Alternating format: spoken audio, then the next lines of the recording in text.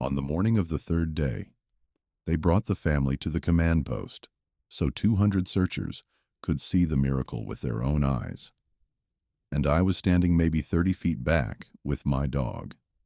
And my dog is the whole reason I am telling you this story. Her name was Cricket. She was a shepherd cross, with a nose that had found 11 living people and 4 dead ones over 5 seasons. And for 2 days and 2 nights, she had slept with her muzzle on a flannel shirt belonging to Douglas Fenn, the missing father, drinking that man's scent the way you and I drink water.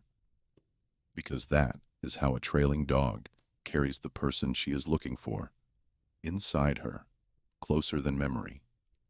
And when the 4 Fenns came walking across that meadow, alive, smiling, waving to the cheering line of volunteers who had bled for them for 3 days, my Cricket stood up, and then she backed up. She backed into my legs, and she dropped her head low, and the hair went up her spine from her collar to her tail like a lit fuse. And she began to growl, so low it was almost under the world. And she was not growling at the crowd, or the helicopter, or the noise. She was growling at the family, all 4 of them. The father, the mother, the boy, and the little girl. And I put my hand down on her head, and I felt her trembling.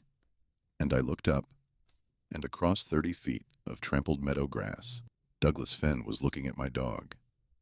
Not at the crowd that was cheering him, at the growling dog. And he looked at her, about a half a second longer than a rescued man looks at anything. And then he turned back to the cameras and smiled exactly right. And somewhere behind my ribs, a door I have never been able to close swung open, because a dog cannot read a face, friends, and a dog cannot be fooled by a resemblance. A dog reads what is actually there. Before I take you back to the first day, do one thing for an old handler. Put in the comments where you are watching from tonight, your town, your state, and whether there is a dog asleep somewhere in your house while you watch. I like to know. You will understand why by the end. My name is Gus Prentice. I am a cabinet maker by trade from Sonora, California, up in the gold country, where the foothills lean back into the Sierra Nevada. And for 18 years, I was a volunteer, a dog handler with the county search and rescue team. Unpaid. Most people do not know that about search and rescue in this country. That when a hiker goes missing, the people who walk the mountains for them are carpenters and nurses and retired loggers who trained on their own weekends and bought their own gear, mustered under the sheriff when the call went out. I ran 3 dogs across those 18 years, and Cricket was the second and the best. And this account is about the last search she ever worked, in July of 1993, in the granite country above the Stanislaus, when a family of 4 went into the Emigrant Wilderness on a Tuesday, and on Friday something wearing their faces came out. The Fenns were from Modesto, down in the valley. Douglas was 39, an insurance man, the kind of careful father who filed a trip plan with the ranger district. And I want you to hold on to that detail because everything about that family was documented, orderly, known. Janet was 36, a school librarian. Casey was 11, Robin was 8, and there is a photograph that ran in the Bee that week. The 4 of them at the trailhead sign the morning they went in, taken by a stranger with Janet's camera, all 4 grinning under their packs, and the little girl is holding the family dog's leash. Except they had left the dog with the grandmother, so she is holding the leash with nothing on it, for the joke of it. And I have thought about that empty leash for 30 years, and I have decided it is the saddest object in this whole account. They went in at the Crabtree Trailhead, headed for a 4-day loop through the lake country, 20-some miles, well inside what a fit family can do. They were due out Friday. On Saturday morning, the grandmother called the sheriff, and by Sunday noon, the machine was turning, and I got the page, and Cricket and I drove up the mountain with her scent kit in the truck bed, and the whole county was about to learn the difference between a search that ends and a search that is ended. You have never seen anything quite like a full-scale search spinning up, and I want to give you the honest scale of it, because the size of what happened on day 1 and 2 is what makes the third day unforgivable.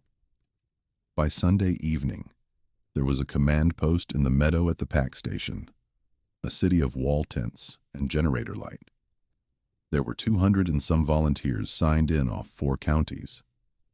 There was a helicopter from the Naval Air Station working a grid, and another from the CHP, and mule packers pushing supply up the trail, and 4 dog teams, mine among them, each working off scent articles taken from the Fenn's station wagon, where it sat at the trailhead, patient as a gravestone.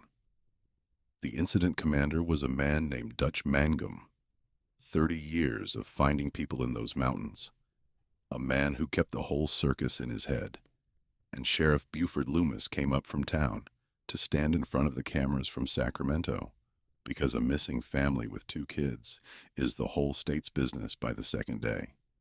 Everything about it was enormous, loud, expensive, and absolutely ordinary. That is my point. I had worked 20 searches. This one was bigger, but it was the same animal, the same maps, the same grid lines, the same coffee. Until the second night, there was not one strange thing about it, except one.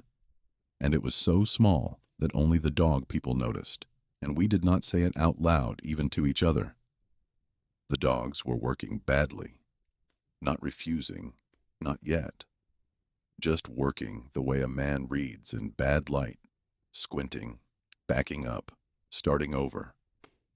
Cricket would take Douglas Fenn's scent off the flannel, cast for it, catch a thread of it going up the Crabtree drainage, run it fine for half a mile, and then stop, and circle, and look back at me.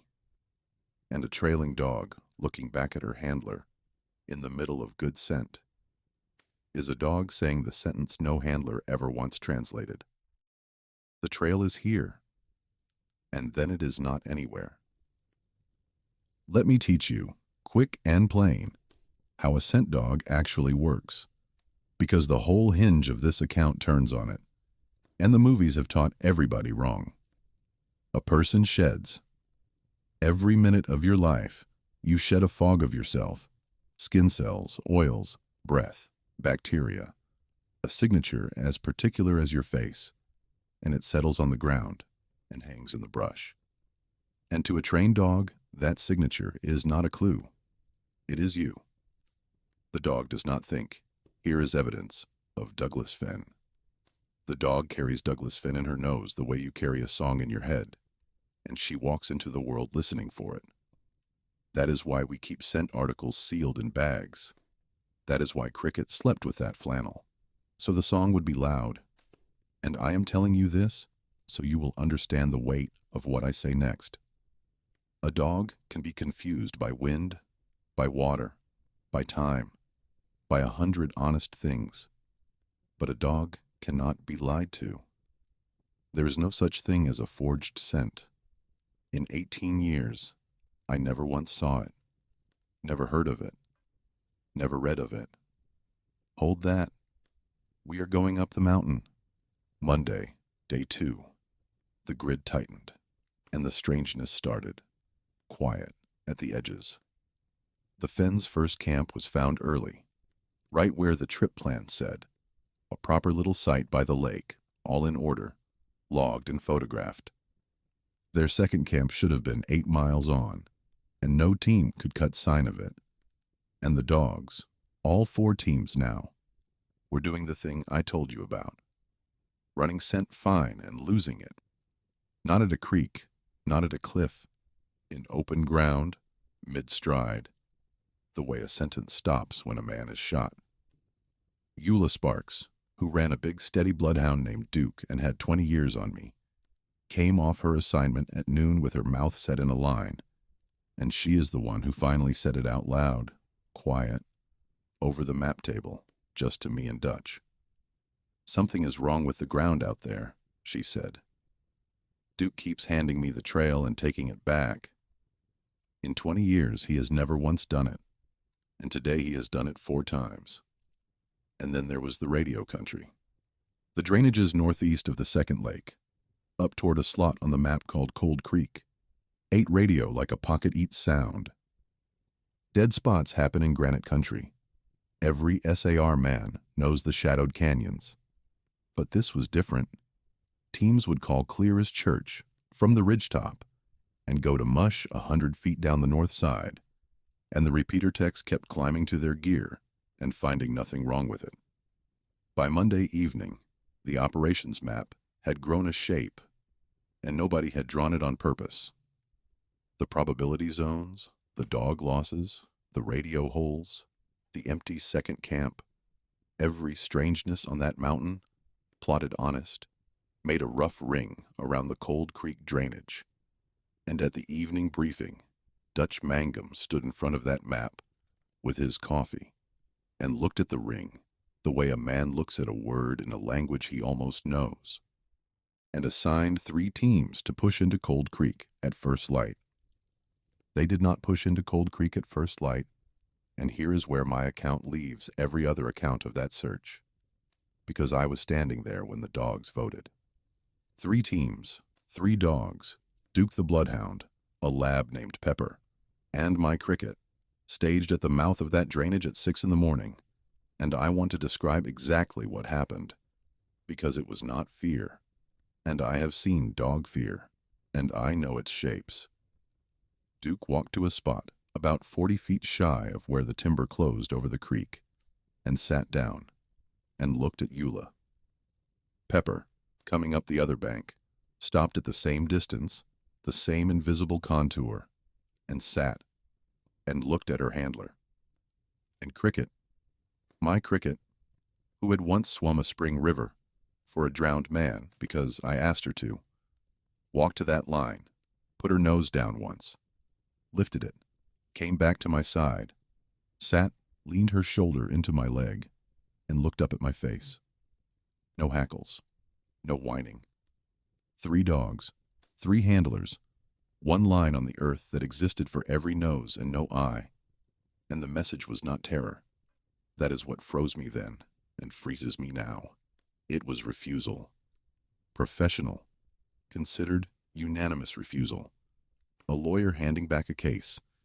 Whatever was down Cold Creek, 3 of the best noses in California declined it, respectfully, the way you decline something on behalf of someone you love. We reported it. It went in the log, I know, because I watched the scribe write it. 0620. All K9 units decline Cold Creek drainage, and remember that log line, because you will want it later, when I tell you what the government says exists and does not exist. Dutch pulled us back, sent ground teams around the rim instead, and gave me and Cricket the high route, the granite benches above the drainage, and that is how it came to be my dog, on the evening of the second day in the last good light, who found the camp. She caught something on the wind coming up over the lip of a bench, not trail scent, air scent, and she worked it up a ramp of granite with her whole body, committed for the first time in 2 days, and I scrambled after her, and we came over the edge of that bench, and there it was, a camp. The Fens camp, the second camp nobody could find, 800 vertical feet above where any sane family would put it, on a bald granite shelf with no water, no shelter, and no trail, and every single thing about it wrong in the quietest way possible. The tent was pitched perfectly. The stove sat level on a flat stone with a pot on it. 4 bowls were set out in a row. Boots, 4 pairs, 2 big, 2 small, lined at the tent door, laces tucked in the way a careful man teaches his family to tuck them. I called it in, my voice doing something I did not authorize, and then I did what you do. I secured the scene and I looked in the tent, and I want to say this part slow. The tent was zipped from outside, and inside, in the ordered dark, 4 sleeping bags lay side by side, 2 big, 2 small, and all 4 bags were full. Full the way bags are full. When the family is home, shaped, weighted, turned a little on their sides, a big shape, a big shape, a middle shape, a small shape, with its knees drawn up. I said their names out loud. Nothing in that tent moved. And Cricket, behind me, who had carried Douglas Fenn in her nose for 2 days, stood on that granite in the failing light and pointed her face at those 4 full sleeping bags and did not alert. Do you understand me? To my dog, to the best nose I ever followed, those shapes in that tent were not the Fenns. They were not anybody. They were not there at all. What happens when a handler reports a found camp with 4 occupied sleeping bags is simple and violent. Everything moves. Within 20 minutes, there were 2 ground teams scrambling up the benches in the dark with trauma kits, and a hasty medic, and Dutch on the radio with his voice wound tight. And I stood guard on that shelf, with Cricket lying tense against my boot, watching headlamps crawl up the granite toward us. And I will confess to you what I was praying, because it shames me. I was praying, let them be dead, because dead I understood. Dead is a thing that happens in the mountains, a cold night, a bad mushroom, a heart.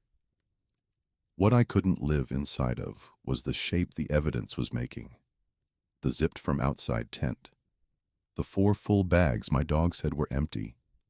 And when the first team crested the bench and their lights hit that tent, the medic went in on her knees, fast and sure the way they train. And I watched her hands open the first big bag. And I watched her sit back on her heels like a woman who had been pushed. There was no one in the bag. There was no one in any of the bags. There was weight in them, she said later, in the debrief they confiscated. There was resistance, like lifting bedding with a sleeping child in it, right up until the zipper opened. And then there was a bag, holding its shape for a breath, and then not holding it, the way a held breath lets go. 4 bags, 4 shapes, 4 nothings. And out over the black drainage that all the dogs had declined, with no running lights and no sound I could name until it was on top of us. Something came up the canyon through the dark, big, patient, and passed once over the bench. And it threw no light down, and I could not see a shape against the stars, only a long piece of missing sky. And Cricket did not bark at it. She got behind me. 15 fines, 4 of them dead men, and my dog got behind me. Then it was gone up the mountain, and 40 minutes later, the radio said all teams, stand down for the night, return to base. And we came down off that bench in the dark, like men leaving a church they had wandered into by mistake. I barely slept, and at 6 in the morning, day 3, the miracle came down the announce channel like sunrise. All units, be advised. The Fenn family has self-extracted at Kennedy Meadows, all 4 alive, ambulatory, in good condition, stand by for demobilization. And the camp went up like a stadium. Men who had not slept in 50 hours were hugging each other. The cooks were banging pans. Somebody set off an air horn. And I stood outside the dog trailer, with the flannel shirt still in its bag in my hand, and did arithmetic that would not come out right no matter how I ran it. Kennedy Meadows is on the far side of that country, better than 25 miles of hard granite from the bench where I had stood the night before. Overpasses that stall fit young men. The camp on the bench had been alive at dusk, stove warm, and every route from that bench to Kennedy Meadows ran straight through or high. Around the drainage, every dog in the county had refused. For a fed, rested family, it was 2 hard days. For a lost, starved family with an 8-year-old, at night, it was not a thing that happens on this earth. I found Eula by the map board, doing the same math with her face gray, and Dutch behind her. And Dutch was not celebrating either. And that is all I will say about Dutch Mangum's face on the morning of the third day. And then the third day did the thing the third day did. And I want you to watch the clock with me, because the speed is the confession. At 6, they announced the family safe. By 7, there were vehicles in the meadow that were not county and not Forest Service. Gray sedans and a gray van with government plates, and men in good boots and pressed field clothes who introduced themselves to nobody. By 8, the word came down, not from Dutch. Over his head, demobilize, full stand down, all teams out by noon. 200 volunteers, 3 days, the biggest operation in the county's history, folded in 4 hours.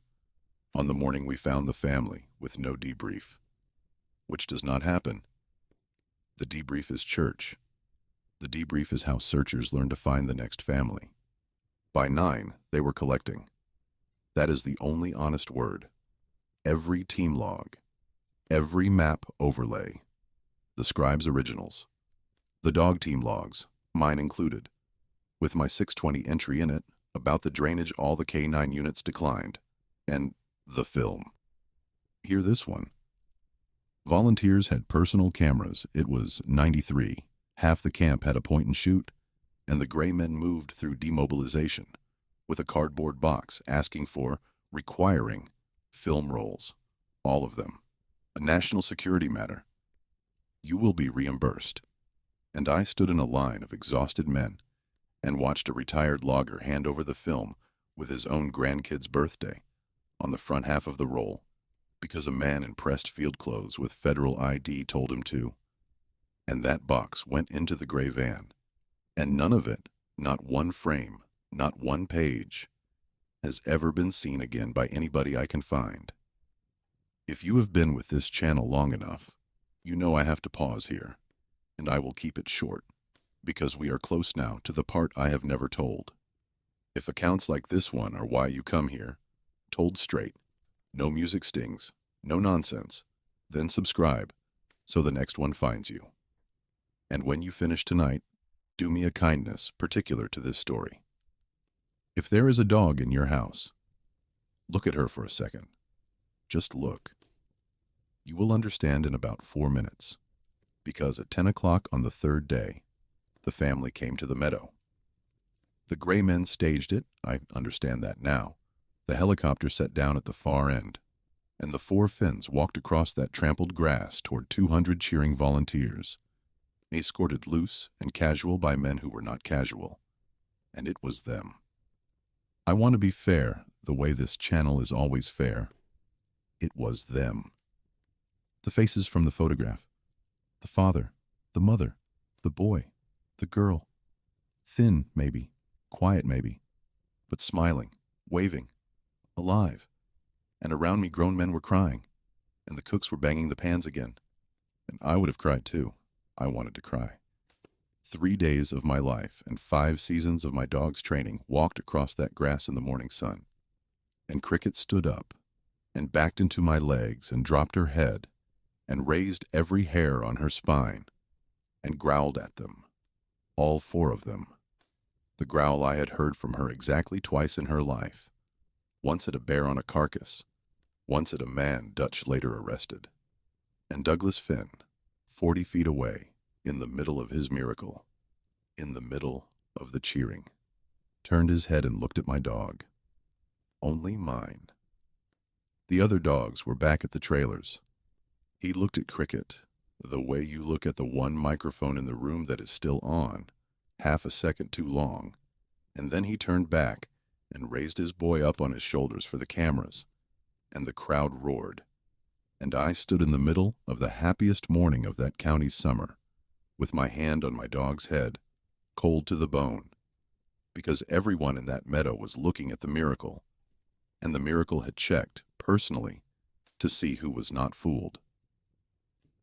The press conference happened that same afternoon, on the courthouse steps in town, and it exists, or it existed, on tape, because 2 Sacramento stations carried it. And I have watched my own VHS recording of it so many times, the tape has gone to snow in the middle. And I am going to walk you through it, because a confused sheriff on courthouse steps is the closest thing to a public record this case ever produced.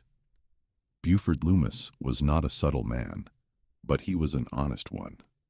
A big, red-faced, hand-shaking sheriff who had run unopposed twice, and the man who stepped up to that bank of microphones on the 3rd day was reading from a piece of paper in a voice I had never heard him use, the voice of a man reading someone else's words at gunpoint of some kind.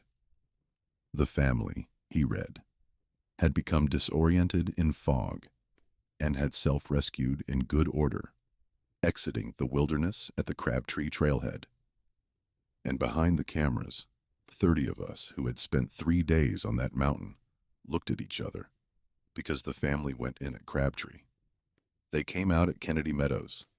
It had been announced on the county net at 6 that morning in those words. A reporter, local girl, Sharp, caught it and asked him, "Sheriff, which trailhead did they come out at?" And Loomis looked down at his paper, and the pause went on 1 second, 2, 3. A pause you could park a truck in, and he said, "They came out where they came out. And the important thing is, 4 people are alive." Next question. And the next question was, why federal officials were on scene for a lost hiker case. And Buford Loomis, honest man, career lawman, elected servant of that county, looked into the cameras and said the 11 words I have been turning over for 30 years. That is a matter I am not able to speak to today. Not, I do not know. Not, there were no federal officials. I am not able.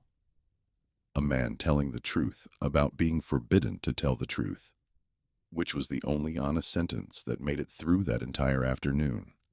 2 weeks later, the case file, the whole file, the logs, the overlays, my 620 entry, was transferred out of county custody, and the county's copy request came back, and I have held the piece of paper that came back, because Dutch showed me.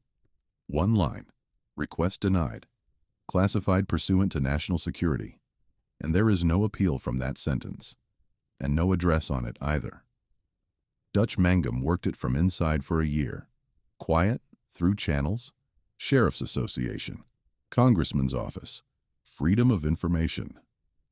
Everything came back the same way, no responsive records. Understand what that phrase means, because it is worse than denied.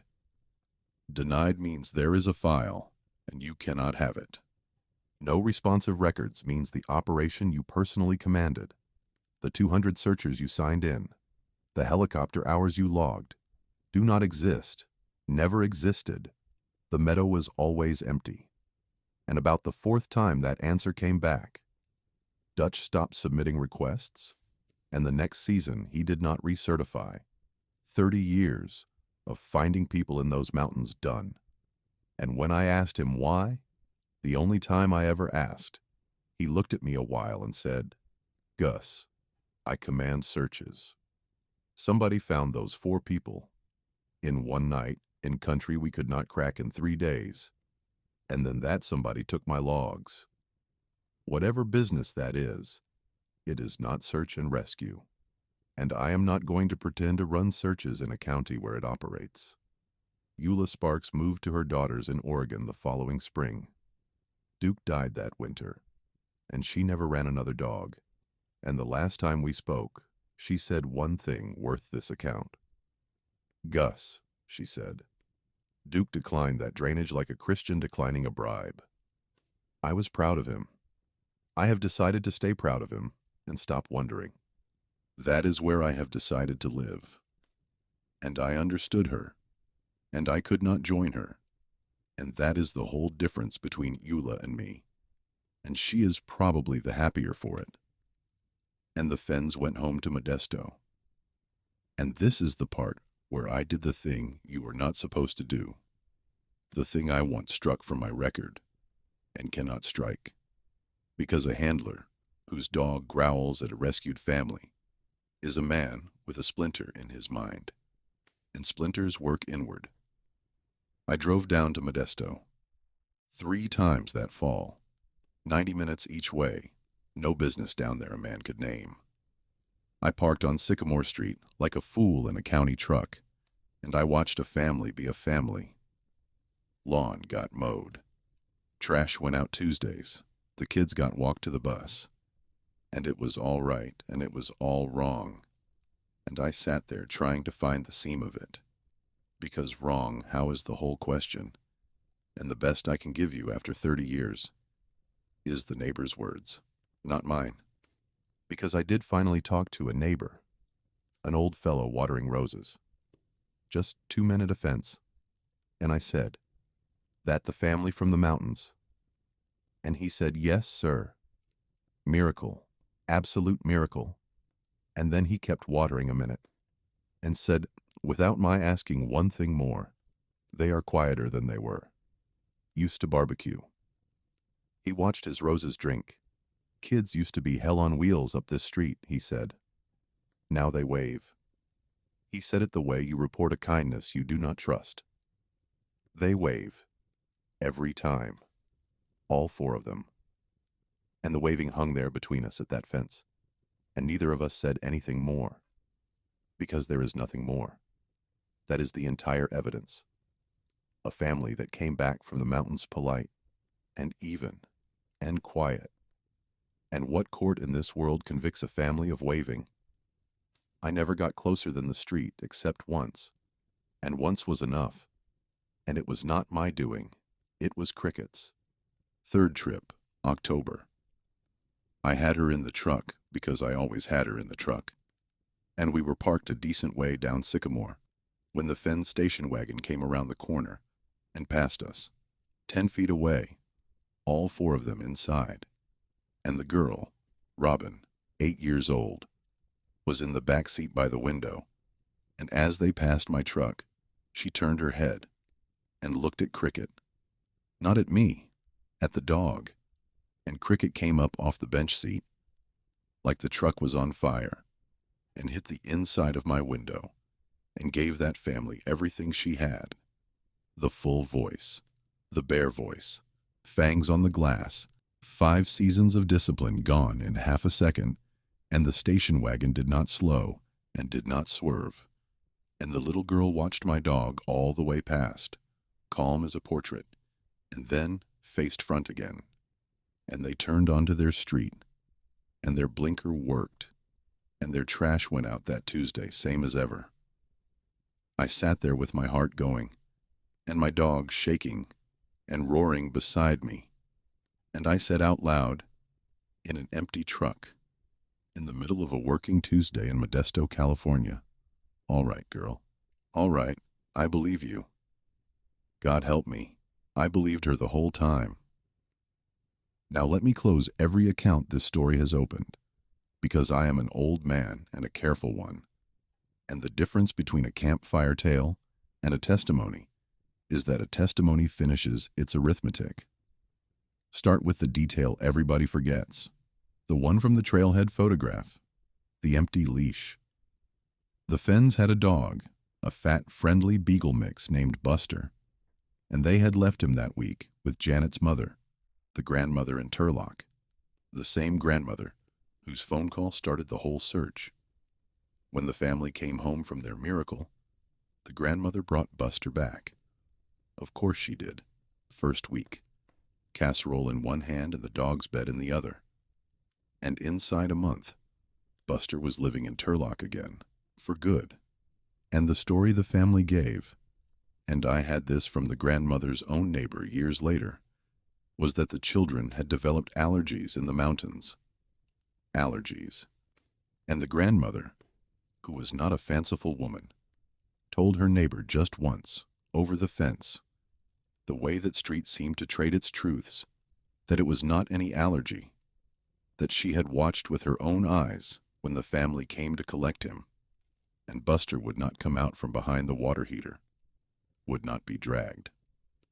This is a dog that slept in the little girl's bed for 6 years, And he screamed, she said, not barked, screamed, until the Fens, all four, polite and even and quiet, said maybe it was best he stay, and waved from the driveway.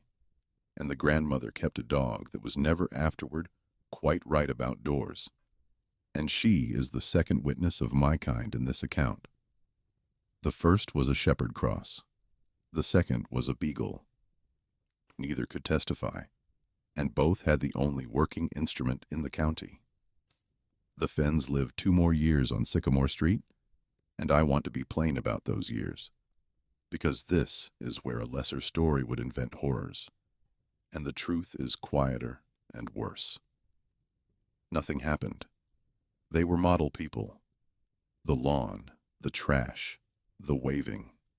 Douglas went back to the insurance office, and his numbers, a man there told me later, were never better. And nobody at that office could tell you one joke he made in 2 years.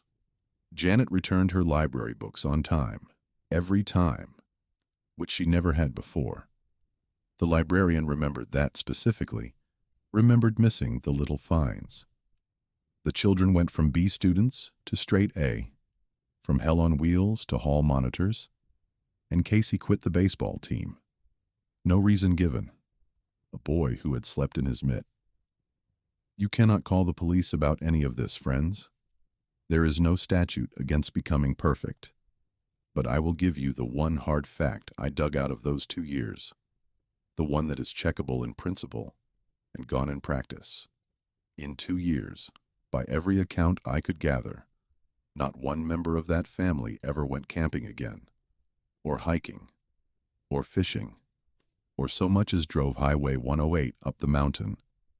And then in the fall of 1995, the house went up for sale, priced to move, and the Fens of Sycamore Street told the neighbors they were relocating east for Douglas's work.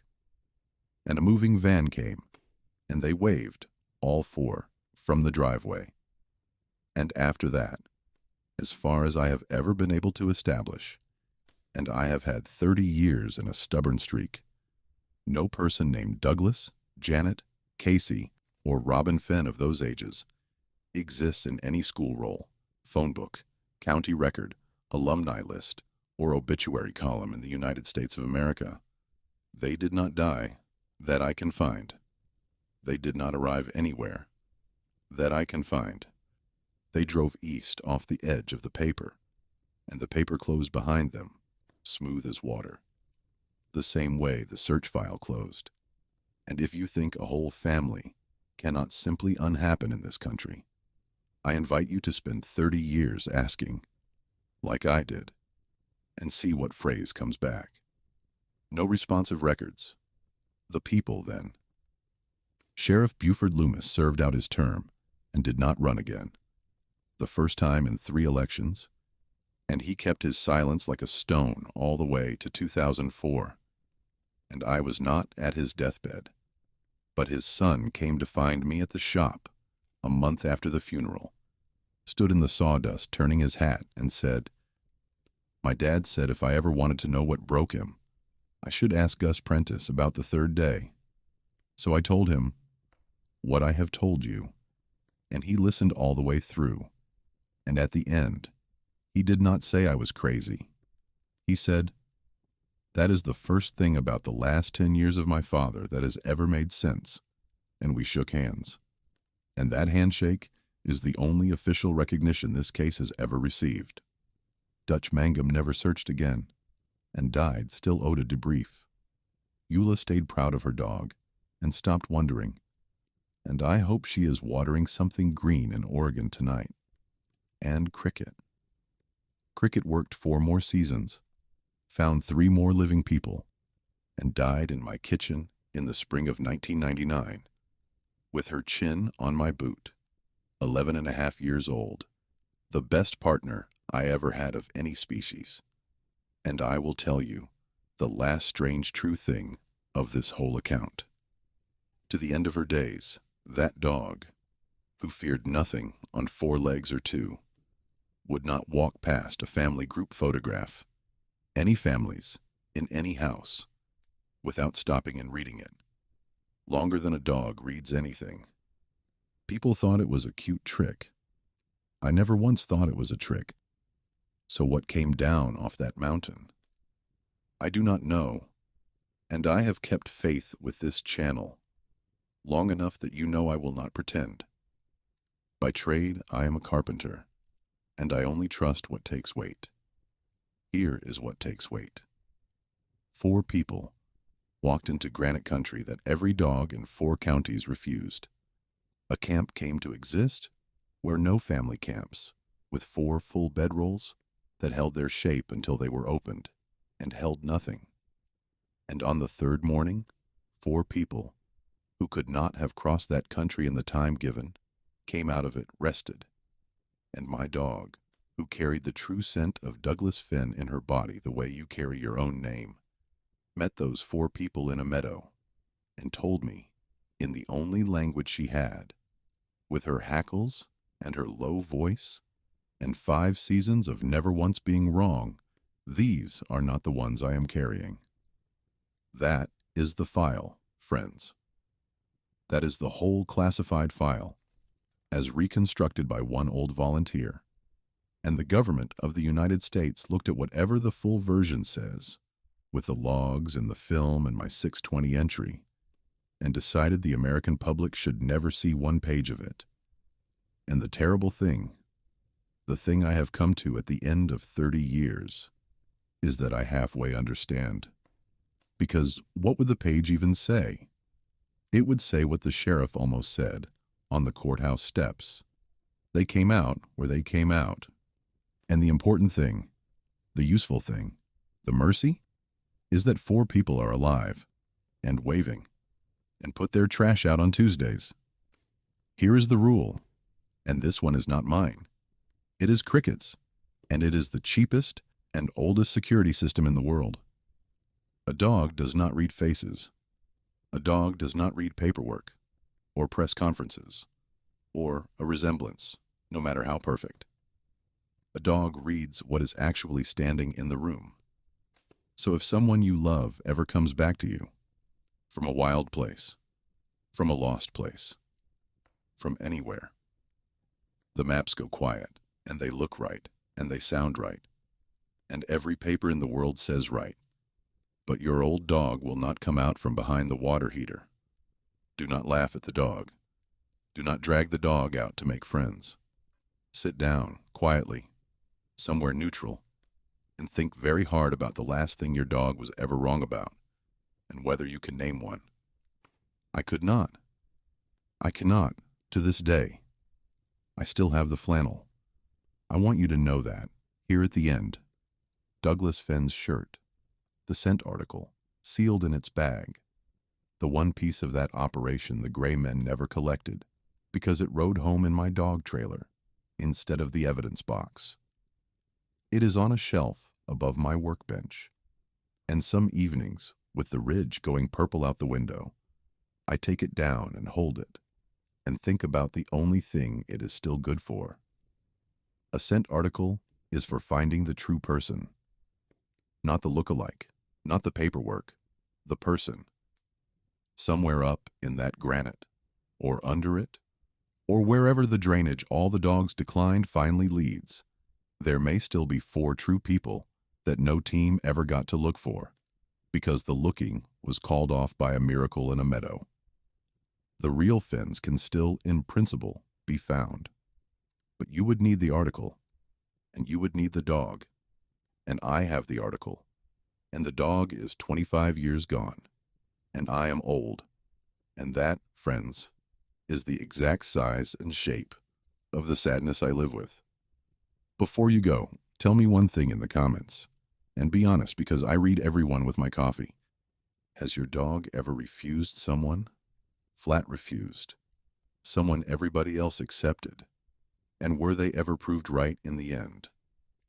I want to know. Old handlers collect these. And tonight, when you turn off the lamp, if there is a dog on the floor beside your bed, let her stay, even if she is not allowed. Especially if she is not allowed. She is the only one in the house who always knows exactly who came home. Good night.